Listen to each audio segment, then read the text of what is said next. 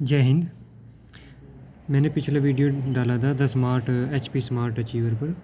वो कुछ साफ़ नहीं आया था, लेकिन उसमें हमने काफ़ी कुछ, वैसे इतना लिखने का है नहीं था या समझने का, वो सिर्फ उसमें समझने का था। और यही बताया गया था कि हमें कैसे तैयारी करनी है, उसके लिए क्या क्या हमें प्लान बनाना चाहिए। लेकिन अब की बार हम हिंदी के क्वेश्चन करेंगे, कुछ जो पिछले क्वेश्चनों पेपरों में आए हुए हैं, काफ़ी पेपरों में आए हुए हैं और जिनमें उलझन भी रहती है। तो हम करेंगे शुरू। सबसे पहला जो क्वेश्चन है वो है धर्मार्थ में कौन सा समास है। इसमें समास पूछा गया है ए पे है बहुब्रीहि, तत्पुरुष, अविभाव, द्वंद्व। अगर आप देखें बहुब्रीहि वो होता है जिसमें तीसरा पद प्रधान होता है। तीसरा पद प्रधान होने का है जैसे कि पीताम्बर, पीला है अंबर जिसका। लेकिन इसमें किसके लिए प्रयोग है? विष्णु जी हैं इसमें तीसरे पद जो प्रधान है। तो ये धर्मार्थ में ऐसा कुछ भी नहीं है। तत्पुरुष में होता है से, के, लिए, का, के, की, जैसे कि धनहीन, धन से हीन, ऐसे शब्द आते हैं। लेकिन इसमें धर्मार्थ में ये भी नहीं है। अविभाव में दूसरा पद प्रधान होता है। दूसरा पद प्रधान होने का मतलब है जैसे कि प्रत्येक दिन, प्रतिदिन, वैसे में दिन जो है प्रधान, दूसरा पद है जो प्रधान है। द्वंद्व में दोनों पद प्रधान होते हैं। तो अगर हम बहुब्रीहि, तत्पुरुष, अविभाव दे तो कट जाते हैं और हमारे पास चौथा बचता है द्वंद्व। तो हम इस पर टिक लगा सकते हैं, लेकिन एक बार आपको बता दूं द्वंद्व में दोनों पद प्रधान होते हैं, धर्म अर्थ। ऐसे इसमें दो शब्द बनेंगे, धर्म अर्थ मन। इसलिए आपको क्वेश्चन को देखना है, ऑप्शन को देखना है, तभी जाके क्वेश्चन किया जा सकता है। ऐसे मतलब तैयारी भी होनी चाहिए। कुछ चीज़ों जैसे बहुब्रीहि, तत्पुरुष, अविभाव के बारे में आपको पता था तो आप द्वंद्व पर लगा सकते थे। मन चाह में कौन सा समास है? मन चाह अगर आप इसके करके देखें तो मन से चाह, तो से आ गया है तो मतलब तत्पुरुष। इसमें कौन सा समास है? तत्पुरुष। फिर होता है निर्गुण। निर्गुण का सही संधि विच्छेद क्या होगा? निहि प्लस गुण, नी प्लस गुण, निहि गुण और निर्गुण। तो इसमें सभी सोचते हैं कि नीर प्लस गुण यानी कि डी होगा, ऐसा नहीं है। इसका जो संधि विच्छेद होगा वो निहि प्लस गुण ए होगा। ऊंचा पहाड़ी मैदान के लिए एक शब्द होगा। जो ऊंचा पहाड़ी मैदान के लिए एक शब्द होगा, इन चारों में से हमें देखना है। लेकिन अगर हम देखें अच्युत होता है अटल, जिसे मतलब जो सदा बना रहे, जिसे हिलाया ना जा सके। अज्ञेय का आप सभी को पता है, जिसे जाना ना जा सके। अधिकता इसके लिए सही ऑप्शन है ऊंचा पहाड़ी मैदान। अभिनीत होता है जिसका अभिनय किया गया हो। नी उपसर्ग किस शब्द में है? तो नी उपसर्ग किस में लगता है? मूल शब्द में लगता है। अगर देखें नी बंद, तो बद कोई शब्द नहीं है। तो नी रोग, नी में ये है तो बड़ी ई की मात्रा, पर निहि प्लस रोग से बनता है।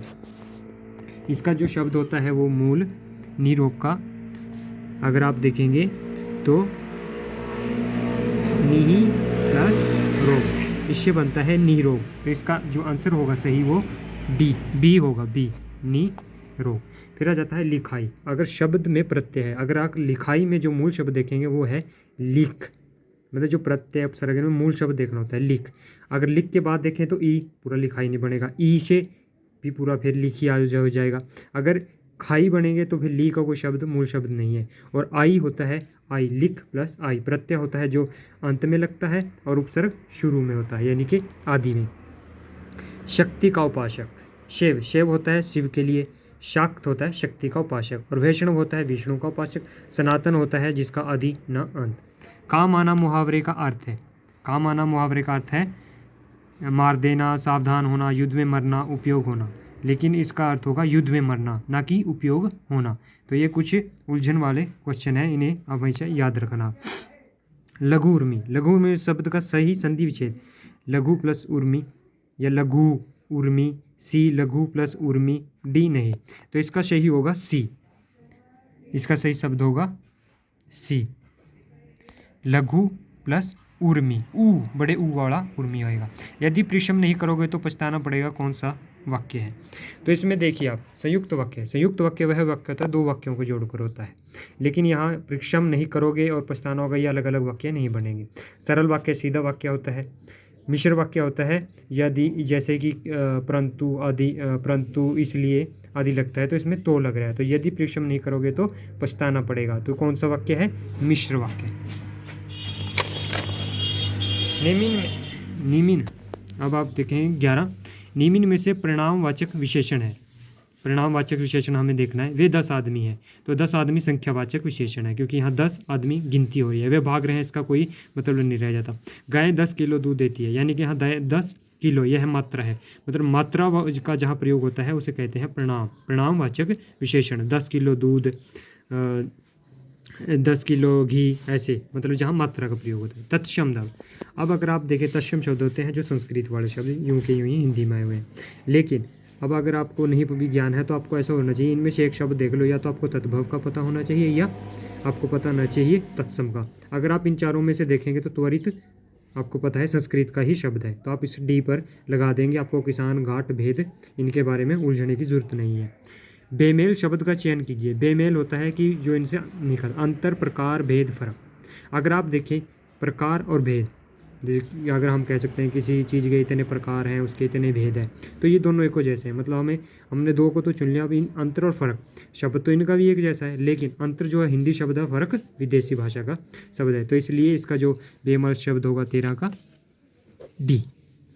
फिर होता है कोयल का पर्यायवाची शब्द नहीं है, तो कोयल होती है श्यामा क्योंकि इसका काला रंग होता है श्याम जैसा। परिभृत भी होती है, वसंत दूत क्योंकि वसंत में बोलती है। और जो आ जाता है पक्षीराज, पक्षीराज इसका नहीं होता, पक्षीराज गरुड़ के लिए प्रयोग किया जाता है। मधुर शब्द की भाववाचक संज्ञा, भाववाचक संज्ञा होती है जिसमें भाव का जो हमें अनुभव होता है। अगर आप देखें माधुर्य, यह तो सही है, माधुर्य मधुर का जो है भाववाचक संज्ञा, लेकिन माधुरी एक नाम होता है, व्यक्तिवाचक संज्ञा बन जाती है। मधुरी कोई नाम ही नहीं होता। और मधु एक या तो व्यक्तिवाचक के लिए भी हो सकता है अगर किसी का नाम है, और यह विशेषण के लिए भी प्रयोग हो सकता है। फिर आ जाता है धन शब्द का विशेषण क्या है, तो धान्य नहीं होगा, धानिक कोई शब्द नहीं होता, धनिक। यहाँ अगर इन्होंने जो धार्मिक नहीं हो सकता, हमारे पास दो शब्द बचते हैं, धानिक और धनिक। धानिक कोई शब्द नहीं होता, तो धनिक हम इस पर टिक कर देंगे, सी, धनिक। फिर शुद्ध शब्द का शब्द चुनिए, ओजस्वी, ओजस्वी, ओजस्वी और ओजस्वी में ई की ABCD। अगर आप देखें ओज, तो ओज से बना है ओजस्वी, तो यहाँ ए कर सकते हैं ओज, क्योंकि इसमें उलझने की जरूरत नहीं है, ये शब्द से बना है ओज, ओज गुण होता है जैसे।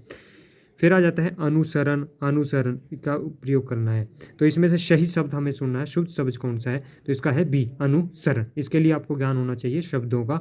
लेकिन अगर देखें शरण, हम किसी के लिए अनुसरण होता है, अनुसरण वह होता है भी मतलब हम किसी का अनुसरण करते हैं, यानी उसे फॉलो, जो शब्द होता है फॉलो का ही ये है जो मीनिंग होता है अनुसरण, बी। ठ का उच्चारण स्थान, अगर आप देखें ठ, तो ये दांत से थोड़ा ऊपरले भाग पर होते हैं, मूर्धन्य। अगर आप देखें औष्ठ्य नहीं हो सकता, तालव्य तो मतलब ही नहीं बनता, तो मूर्धन्य ही हमारे पास बचता है। तो और 20 नंबर पर आ जाता है अकाल पड़ गया, क्या है, तो आप देखेंगे व्यंजन तो इसका नहीं बनता, शब्द होता है एक, अकाल एक शब्द है, लेकिन यहाँ तो पूरा क्या है, वाक्य, तो इसका आंसर होगा सी, वाक्य। तो अकाल पड़ गया क्या है, वाक्य। तो धन्यवाद, आपको वीडियो कैसी लगी, तो बड़ी धन्यवाद। जय हिंद, जय भारत।